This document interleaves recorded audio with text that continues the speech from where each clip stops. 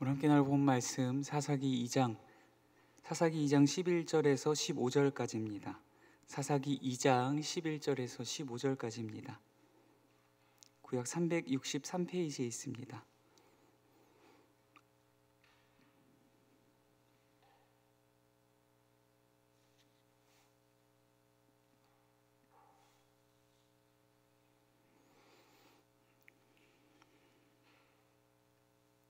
우리 찾으신 줄 알고 11절부터 15절까지 한 절씩 교독하시고 15절 합독하겠습니다.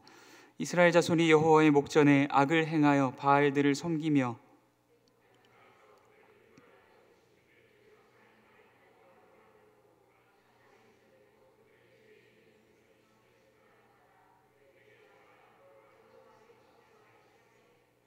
곧 그들이 여호와를 버리고 바알과 아스타롯을 섬겼으므로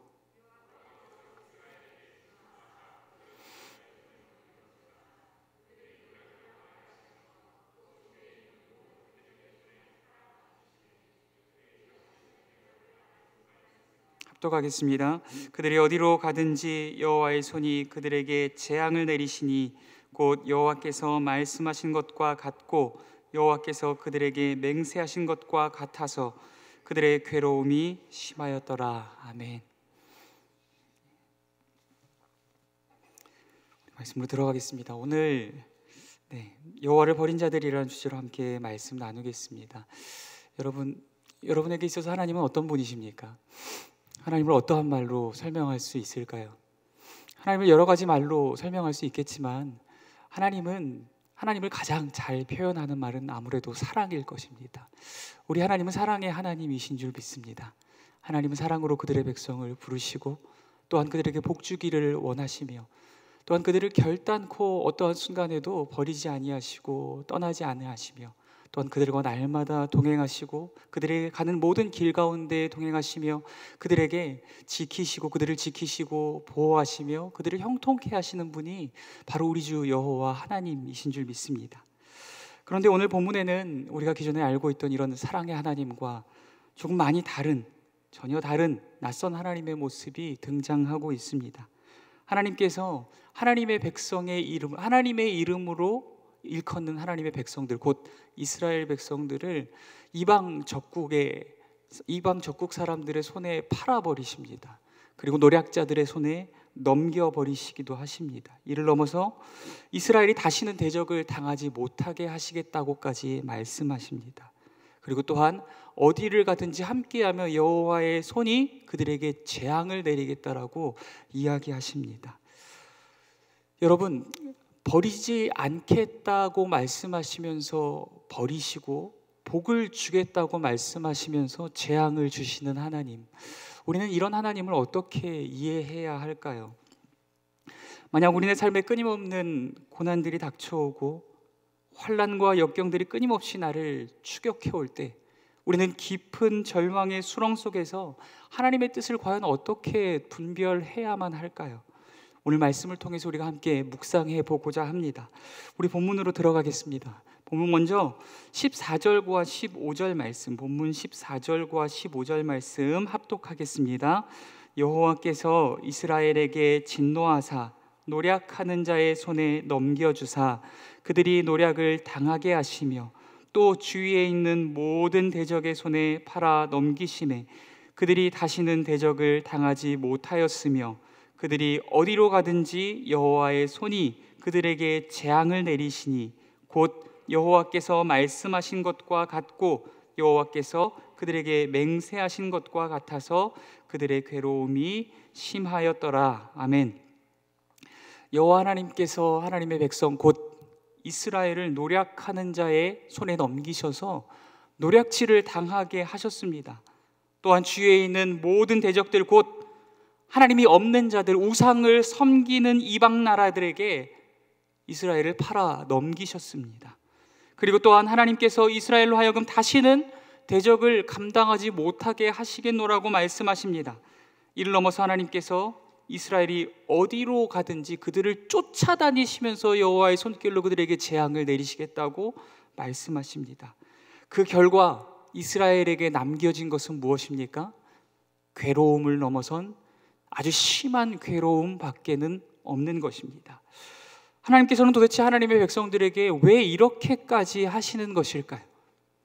버리지 않겠다고 하셔놓고서는 왜 팔아버리시고 넘겨버리시고, 복을 주시겠다고 하시고서는 왜 쫓아다니면서 그들이 가는 모든 길 가운데 재앙을 흩뿌리고 던지겠다라고 말씀하시는 걸까요? 15절 하반절 말씀, 본문 15절 하반절 말씀에 그 힌트가 있습니다. 곧 여호와께서 말씀하신 것과 같고 여호와께서 그들에게 맹세하신 것과 같아서 라고 이야기합니다. 그렇다면 하나님께서는 과연 이들에게 무엇이라고 말씀하셨고 과연 이들에게 무엇이라고 맹세하셨을까요? 사사기 본문 2장 1절에서 2절 말씀에 이렇게 이야기합니다. 제가 읽어드리겠습니다. 내가 이르기를 내가 너희와 함께한 언약을 영원히 어기지 아니하리니 너희는 이 땅의 주민과 언약을 맺지 말며 그들의 제단을 헐라. 아멘. 하나님께서는 분명 이스라엘과 언약을 맺으셨고 그 언약을 영원토록 어기지 않을 것이라고 말씀하십니다. 여러분, 언약은 무엇입니까? 언약은 쌍방의 약속입니다. 내가 이렇게 할 테니 당신도 이렇게 하십시오. 만약 당신이 이렇게 하지 않으시면 나도 이렇게 하지 않을 것입니다 라고 하는 것이 바로 약속이고 언약인 것입니다. 하나님은 이스라엘과 언약을 맺으셨습니다. 이스라엘을 하나님의 백성 삼으시고 하나님께서 친히 이스라엘의 하나님이 되어주기로 하셨습니다. 이스라엘은 오로지 여호와 하나님만을 섬기며 그분의 명령에 순종하기만 하면 됩니다. 그러면 나머지는 모두 하나님께서 책임져 주실 것이기 때문입니다. 하나님은 절대 이스라엘과 맺은 언약을 어기지 않으실 것입니다. 단 이스라엘이 우상 숭배나 불순종으로 하나님과의 언약을 파기하지만 않는다면 말입니다. 그렇다면 여러분 이런 하나님을 어떻게 느끼십니까? 어떻게 생각하십니까? 네가 약속을 지키면 나도 약속을 지키겠다. 네가 잘하면 나도 잘하겠다. 네가 안 하면 나도 안 한다. 이런 하나님이 너무 조건적이라고 생각하지는 않으십니까? 하나님이 너무 계산적이라고 생각하지는 않으십니까? 그런데 실상은 그렇지 않습니다. 하나님은 애초에 이스라엘과 언약을 맺으실 필요가 없으셨기 때문입니다. 스스로 완전하신 창조주 하나님이 뭐가 부족하셔서 피조물인 인간과 언약을 맺으시고 더욱이 스스로 범죄하여 하나님을 떠나 죄와 사망 가운데 놓인 죄인들과 언약을 맺으셔야만 했겠냐는 것입니다. 그러나 하나님께서 일말의 가치 없는 죄인인 이스라엘과 더불어 언약을 맺어주시고 그들을 하나님의 백성 삼아주신 것 자체가 벌써 말도 안 되는 불평등 죄악이고 인간의 이성과 논리로는 도무지 이해할 수 없고 설명할 수 없는 곧 은혜, 무조건적인 사랑밖에 없는 것입니다. 그럼에도 불구하고 만약 이스라엘이 이런 하나님의 놀라우신 사랑과 은혜의 불순종과 언약 파기로 반응한다면 그야말로 배은 망덕이요 은혜를 원수로 갚는 처사가 될 것입니다. 그렇다면 지금 이스라엘에게 닥친 이 재앙들의 책임, 이 책임은 누구에게 있는 것일까요? 버리지 않겠노라 말씀하시고 버린 하나님께 책임이 있는 것입니까? 복을 주겠노라 말씀하시고 이제는 재앙을 내리고 있는 그들을 쫓아다니면서 재앙을 던지고 계시는 하나님께 책임이 있는 것입니까? 우리 말씀을 보겠습니다. 본문 11절에서 13절까지의 말씀입니다. 본문 11절에서 13절까지 천천히 함께 합독하겠습니다. 이스라엘 자손이 여호와의 목전에 악을 행하여 바알들을 섬기며 애굽 땅에서 그들을 인도하여 내신 그들의 조상들의 하나님 여호와를 버리고 다른 신들 곧 그들의 주위에 있는 백성의 신들을 따라 그들에게 절하여 여호와를 진노하시게 하였으되 곧 그들이 여호와를 버리고 바알과 아스타롯을 섬겼으므로. 아멘. 이스라엘에게 닥친 재앙은 누구의 책임입니까? 버리지 않겠다고 하셨다가 버리시고 복을 주겠다고 하셨다가 재앙을 주시는 하나님의 책임입니까? 결단코 아닙니다. 하나님의 놀라운 사랑과 은혜에도 불구하고 하나님을 버리고 우상을 섬김으로 하나님과의 언약을 파기해버린 이스라엘의 책임이요 그들 스스로가 심판과 재앙을 자취하고 있는 것입니다. 여호와께서 공의로 인하여서 징계하실 수밖에 없다 할지라도 이스라엘이 자신들에게 닥친 재앙으로 인하여 결단코 하나님을 탓하고 원망할 수 없는 것은 그들에게 먼저 부어진 무엇과도 비교할 수 없는 놀라운 사랑과 은혜가 있기 때문입니다. 또한 오늘 말씀을 통해 다루지는 않을 것이지만 하나님은 징계하신 이후에도 여호와를 버리고 배도한 자들을 끝까지 버리지 않으십니다. 때가 되면 다시금 그들을 건져내시고 구원하시는 분, 그들을 영원토록 내버려 두지 않으시는 분이 우리 주 여호와 하나님이신 줄 믿습니다. 사랑하는 성도 여러분, 우리네 삶에 끊임없는 고난들이 닥쳐오고 환난과 역경들이 끊임없이 나를 추격해 올 때, 마치 깊은 절망의 수렁에 빠진 것 같을 때 어쩌면 우리는 이런 생각에 빠질 수 있습니다. 하나님이 어찌 내게 이러실 수 있는가? 내가 하나님께 드린 시간과 물질과 헌신이 얼마인데 하나님이 어찌 내게 이렇게까지 하실 수 있는가? 그러나 우리는 이스라엘의 역사를 통하여서 우리 자신을 돌아볼 수 있어야 합니다. 하나님께서 언약을 파기하신 것이 아니라 이스라엘이 불순종하며 언약을 파기한 것입니다. 하나님께서 이스라엘을 버리신 것이 아니라 이스라엘이 하나님을 버린 것입니다. 어쩌면 우리의 삶에 닥친 고난 또한 우리가 자취한 재앙일 수도 있다는 것입니다. 타인의 삶에 닥친 재앙을 이렇게 해석해서는 안 됩니다. 그러나 우리는 내 삶의 고난이 닥쳐올 때에 비단 이 고난에서 나를 건져주옵소서라고 기도하는 것이 아니라, 하나님, 이 고난이 나의 죄악으로 인한 것이라면 깨닫게 하여 주시옵소서. 이 고난과 재앙을 통하여 주께서 말씀하고자 하시는 바가 있다면 주님 깨닫게 하여 주시옵소서. 주님, 이것이 나의 죄악으로 인함이라면 깨닫게 하시고 회개하고 돌이켜 여호와께로 돌아가는 삶을 살아가게 하여 주옵소서. 고난 가운데 이렇게 기도할 수 있는 저와 여러분이 될 수 있기를 간절히 소원합니다. 그렇다면 이들은 도대체 왜 우상 숭배에 빠지게 된 걸까요? 그들이 바알과 아스타롯을 섬기게 된 이유는 무엇일까요? 지난번 설교를 통해서 나눈 이유들, 이스라엘의 다음 세대가 다른 세대가 될 수밖에 없었던 이유에 대해서는 한번 나누었기 때문에 자세히 다시금 언급하지 않겠습니다. 그러나 물론 이스라엘의 다음 세대가 여호와를 알지 못하는 다른 세대가 된 것은 이전 세대의 책임이 많습니다. 그들이 여호와의 말씀을 순종하지 않았고 여호와께서 맡겨주셨던 그 싸움을 다 싸우지 않았으며 여호와께서 명령하셨던 대로 가나안인들을 쫓아내지 않았고 그들이 섬기던 우상의 제단들을 그 다음 세대가 보는 눈앞에 남겨두었기 때문입니다. 그러나 다음 세대가 우상 숭배에 빠지게 된 것을 100% 이전 세대의 책임으로 몰아갈 수만은 없습니다. 상황이 그랬다, 환경이 그랬다, 결단코 어쩔 수 없다라고 하나님 앞에서 변명하고 책임을 회피할 수는 없는 것입니다. 왜냐하면 이전 세대가 다음 세대의 곁에 가나안인들과 또한 우상제단들을 남겨놓았을지라도 본문 12절과 13절에 보십시오. 두 번이나 반복하고 있듯이 여호와를 버리고 또 버리며 가나안인들과 더불어 언약을 맺고 가나안인들을 쫓아 우상 숭배를 결단하고 선택한 것은 바로 다음 세대들 그들 자신이기 때문입니다. 그렇다면 그들은 왜 우상 숭배에 빠지게 된 것일까요? 또한 사람들은 왜 우상 숭배에 빠지게 되는 것일까요? 사람들이 우상 숭배에 빠지는 이유는 의외로 간단합니다. 나의 욕심을 채워줄 존재를 필요로 하기 때문입니다. 이스라엘 백성들은 이전에는 목축업을 기업으로 또한 가업으로 삼던 자들이었고, 또한 400년간 애굽에 있을 때는 건축업을 가업으로 삼던 자들이었습니다. 40년간 광야에서는 하늘의 만나로 그들의 삶을 연명하던 자들이었습니다. 가나안 땅에서 그들이 맞이하게 된 새로운 가업, 농업이라고 하는 것은 그들에게 있어서 꽤나 생소한 것이었을 것입니다. 이에 반해 가나안인들은 가나안의 토양과 기후에 대해서 잘 알고 있었고 오랜 시간 농사를 지어왔기에 농사의 기술적인 면도 탁월했을 것입니다. 가나안에서 농사를 짓는 일만큼은 가나안인들은 이스라엘 족속들과 비교조차 할 수 없이 능숙하고 탁월했을 것이고, 그 결과 그들에게 주어지는 수확량 또한 엄청난 차이를 보였을 것입니다. 이스라엘 백성들은 시간이 지나며 자연스레 가나안인들처럼 수월하고 능숙하며 탁월하게 농사를 짓고 싶은 마음을 가지기 시작했을 것입니다.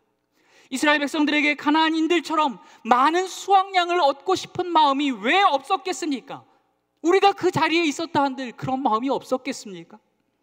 이스라엘 백성들이 가나안인들처럼 잘 먹고 잘 살고 싶은 마음을 가졌던 것은 오늘 우리 자신들을 돌아본다 할지라도 부인할 수 없는 당연한 사실일 것입니다. 그러나 그러한 욕심들이 점차 이스라엘 백성들로 하여금 가나안인들을 흉내내게 만들었고, 가나안인들을 닮아가게 만들며 이스라엘 백성들을 가나안화 되게 만든 것입니다. 하나님이 없는 열방과 이방 민족인 가나안인들처럼 그들처럼 말하고, 하나님이 없는 자들처럼 말하고, 하나님이 없는 자들처럼 행동하고, 하나님이 없는 자들처럼 먹고 마시며 하나님이 없는 그들처럼 동일하게 살아가고 있더라는 것입니다. 종래에는 나아가 가나안인들이 섬기는 우상 숭배마저도 따라하게 되었다는 것입니다. 가나안인들처럼 탁월한 농사의 기술을 갖고 가나안인들처럼 많은 수확량을 얻어서 부유한 삶을 살고 싶었을 것입니다. 그러나 그러한 욕심들이 이스라엘에게 급기야 이런 마음까지 품게 만들었을 것입니다. 가나안인들처럼 바알과 아스타롯을 섬기면 가나안인들처럼 농사의 많은 수확을 얻을 수 있지 않을까? 가나안인들처럼 바알과 아스타롯을 섬기면 가나안인들처럼 잘 먹고 잘 살 수 있지 않을까? 라고 하는 마음들 말입니다. 또한 앞서 언급드렸듯 사람들은 자신들의 욕심으로 인해 우상을 섬겼다고 말씀드렸습니다. 이스라엘 백성들은 단지 가나안인들 때문만이 아니라 자신들의 현실적인 필요와 욕심을 채워줄 존재, 자신들의 뜻대로 좌지우지할 수 있는 존재를 필요로 했던 것입니다. 그래서 이스라엘은 모세가 시내산에 올라갔을 때에도 하나님을 황금 송아지의 형상으로 만들어 그 앞에 절하고 뛰어놀았던 것입니다. 지금 가나안에서도 바알과 아스타롯을 섬기려 하는 것은 그들의 욕심을 채워줄 존재, 그들의 마음대로 좌지우지할 수 있는 존재를 필요로 하고 있기 때문입니다. 여러분, 바알은 구름과 폭풍과 비의 신입니다. 그리고 아스타롯은 다산과 전쟁의 신입니다. 바알과 아스타롯은 부부입니다. 가나안인들은 이 두 신이 한 해의 소출과 다산을 결정하는 중요한 역할을 감당하고 있다고 믿어왔습니다. 이 부부신이 사랑을 많이 하면 할수록 자손들의 수가 많아지고 가축의 소산이 많아지고 또한 땅의 소출이 많아진다라고 생각해 왔습니다. 그래서 가나안인들은 바알과 아스타롯의 사랑을 부추기기 위해서 신전에서 예배의 행위로 신전의 창기들과 성행위까지도 저지르게 된 것입니다.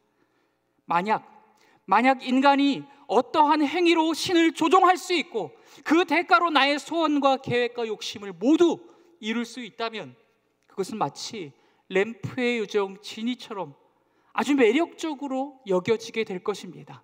가나안인들에게도 그러했고 그들과 함께 어우러져 살아가고 있는 이스라엘 백성들에게도 그러했다는 것입니다. 그래서 이스라엘 백성들도 자신들의 필요와 욕심을 채우기 위해 바알과 아스타롯을 섬겼고 거기에는 분명 가나안인들의 음란하고 향락적인 제문화들도 한 몫을 했을 것입니다.